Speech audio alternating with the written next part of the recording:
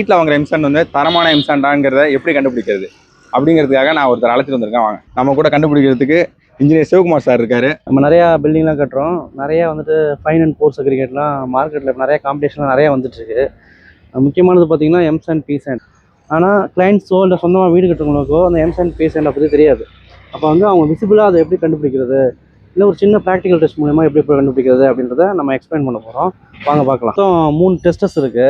ப்ராக்டிக்கலாக பண்ணுறதுக்கு, ரெண்டாவது அப்ராக்சிமேட்டாக பண்ணுறது தான். ஏன்னா நம்ம லெபரேட்டரியில் பண்ணல, நம்ம வந்து விசிபிளாக டெஸ்ட் பண்ணுறது. விசிபிள் டெஸ்ட்னு பார்த்தீங்கன்னா எம்சாண்டை இப்படி கொஞ்சம் ஸ்ப்ரெட் பண்ணி பார்த்தீங்கன்னா அது நிறைய silt content particle, other particle இருக்கிறதும் ஒரு விசிபிளாக தெரியும். ரெண்டாவது ஸ்டோன் டெஸ்ட் கலந்துருக்காங்கன்னு பார்த்தீங்கனாலே தெரியும். அதை நம்ம இன்னும் கொஞ்சம் விவரமாக கண்டுபிடிக்கணும்னா அதை எடுத்து இப்படி நல்லா ப்ரெஸ் பண்ணி இப்படி பார்த்தீங்கன்னா அது வந்துட்டு கொஞ்சம் கொழுக்கட்டை பிடிச்சோடனே ஒன்றோட ஒன்று பார்ட்டிகல் சேர்ந்து அதை அதர் டஸ்ட் இருக்கிறதுனால. இதே சுத்தமான எம்சாண்டை நீங்கள் பிடிச்சி பார்த்தீங்கன்னா அது அப்படியே விழுந்து கீழே விழுந்துடும், ஒன்றோட ஒன்று சேராது. நீங்கள் வந்துட்டு நல்லா வாஷ்டு எம்சாண்டை பார்த்தீங்கன்னா பீசாண்ட் எம்சாண்டை பார்த்தீங்கன்னா நல்லா கலர் வந்து டார்க் கலராக இருக்கும். ஆனால் இது மாதிரி ஏதாவது இன்க்ரீடியன்ட் ஆட் பண்ண எம்சாண்டை பீசாண்டை பார்த்தீங்கன்னா இந்த கலர்ஸில் கொஞ்சம் சேஞ்சஸ் தெரியும். கொஞ்சம் லைட் கலராகவோ இல்லை ப்ரௌனிஷ் கலராகவோ இருக்கிறதுக்கு வாய்ப்பு இருக்குது. மூணாவது எடுத்துக்கிட்டிங்கன்னா ஒரு 1 லிட்டர் வாட்டர் பாட்டில் நீங்கள் எடுத்துக்கலாம்.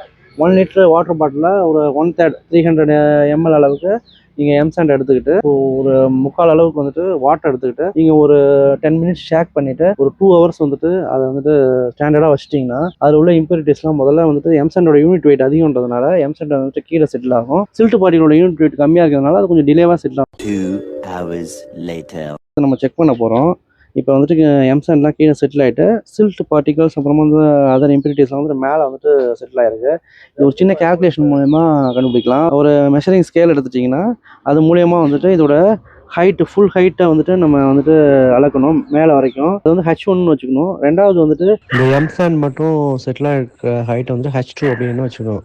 இப்போ வந்துட்டு H1/H2 × 100 அப்படின்னு போட்டிங்கன்னா ஒரு வேல்யூ வரும். அந்த வேல்யூ வந்துட்டு லெஸ் தென் 15% இருக்கணும். இந்த லிமிடேஷன் வந்துட்டு IS கோடில் சொல்லியிருக்காங்க.